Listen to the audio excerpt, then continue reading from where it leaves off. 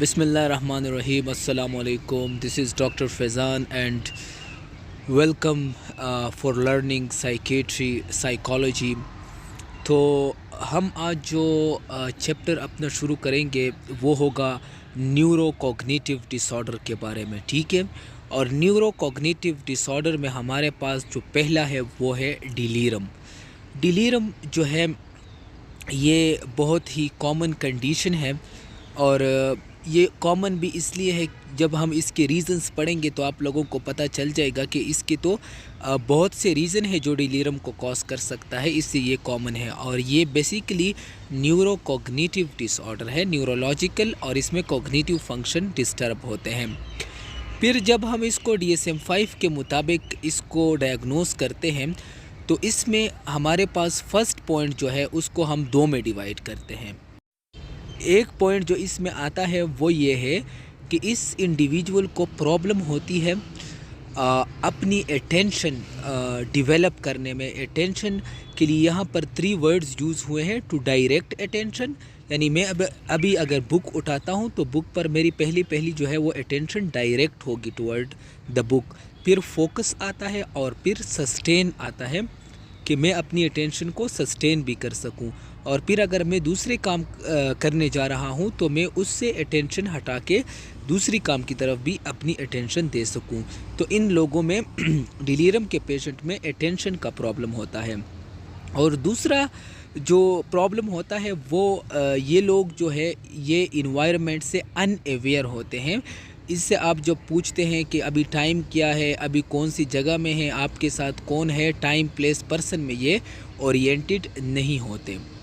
दूसरा पॉइंट जो है वो बहुत ही इम्पॉर्टेंट है और क्लिनिकल पॉइंट है कि जब आप हिस्ट्री लेते हैं और अटेंडेंट से पूछते हैं कि आपके साथ जो मरीज़ है इसकी ये हालत कब से हुई है, तो वो आपको बताएगा कि जी इसकी तो ये हालत जो है ये कुछ घंटे कबल शुरू हुई है या जो है कुछ दिनों कबल शुरू हुई है। यानी ये एक ऐसा कंडीशन है जो डेवलप होता है आवर्स टू डेज़ में, यानी इसकी बहुत ही शॉर्ट हिस्ट्री होगी। तो ये पॉइंट भी आपको क्लू देता है। इसके साथ हम जाते हैं तीसरे पॉइंट की तरफ, और तीसरा पॉइंट है हमारे पास कि कॉग्निटिव फंक्शन में डिस्टर्बेंस आती है। जिस तरह के हमने पढ़ा कि ये न्यूरो कॉग्निटिव डिसऑर्डर है, तो कौन से कॉग्निटिव फंक्शन में प्रॉब्लम आएगा? हमारे पास मेमोरी में प्रॉब्लम आएगा, रिसेंट मेमोरी पेशेंट की नहीं होगी, विजुअल हेलोसिनेशंस होंगे, ठीक है, यानी कोई स्टिमुलस नहीं होगा विजुअल, और पेशेंट जो है वो कहेगा कि दीवार पर मुझे चीज़ें दिखाई दे रही है। और विजुअल स्पेशल डेफिसिट होगा, यानी पेशेंट जो है वो मुख्तलिफ डिफरेंट टाइप ऑफ ऑब्जेक्ट्स में पहचान नहीं कर सकेगा। फिर पॉइंट डी जो है वो ये है कि पेशेंट को पहले से कोई न्यूरो कॉग्निटिव डिसऑर्डर ना हो, यानी पेशेंट को पहले से डिमेंशिया ना हो, पेशेंट को पहले से बचपन से ऑटिज़म ना हो, ADHD ना हो, attention deficient hyper active disorder ना हो। तो आपने हिस्ट्री लेनी है कोई दूसरी न्यूरो कॉग्निटिव डिसऑर्डर की, पेशेंट को अल्जाइमर डिजीज़ ना हो। तो अगर ये सोली प्रेजेंट है ये कंडीशन, तो फिर हम इसको डिलीरम जो है वो कहेंगे। अब इसमें जो क्राइटेरिया ई है वो क्या है कि आपने जो है वो हिस्ट्री लेनी है, एग्ज़ामिनेशन करना है और इन्वेस्टिगेशन करना है, ठीक है।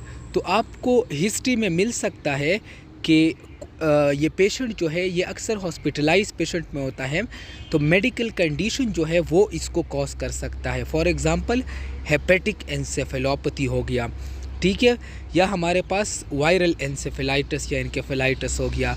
मुख्तलिफ़ किस्म के मेडिकेशन इसको कॉज कर सकती है, जिस तरह के हमारे पास स्टीरॉइड्स हो गए। और तीसरा जो है वो सब्सटेंस एब्यूज़ है, मुख्तलिफ़ किस्म के सब्सटेंस हैं, जिस तरह के हमारे पास जो है THC हो गया, आइस हो गया, ये इसको कॉज कर सकते हैं। फिर हम इसको स्पेसिफाई किस तरह करेंगे कि हमने कहा कि अच्छा पेशेंट को डिलीरम है, तो अब ये डिलीरम एक्यूट फेज़ में है या क्रॉनिक फेज़ में है।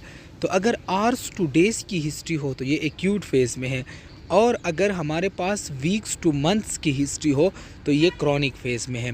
तो आगे आपने लेबल करना है कि एक्यूट फेज़ है या फिर क्रॉनिक फेज़ है। उसके बाद हमारे पास है type of delirium. So the most common type of delirium is hyper active delirium. इस टाइप ऑफ डिलीरम जो है उसमें पेशेंट की अटेंशन जो है वो पुअर होगी, टाइम प्लेस पर्सन में ओरिएंटेड नहीं होगा और साथ में इरिटेबल भी होगा। इसको जो आईवी लाइन लगा हुआ होता है इसमें अगर एनजी ट्यूब है वो उसको नहीं छोड़ेगा। दूसरा जो है वो हाइपोएक्टिव डिलीरम है, इसमें पेशेंट जो है वो ओरिएंटेड नहीं होता लेकिन वो बिल्कुल खामोश रहता है और ये रेयर टाइप ऑफ डिलीरम है। Thank you so much. मैंने कोशिश की कि मैं आप लोगों को डिलीरम समझा सकूं।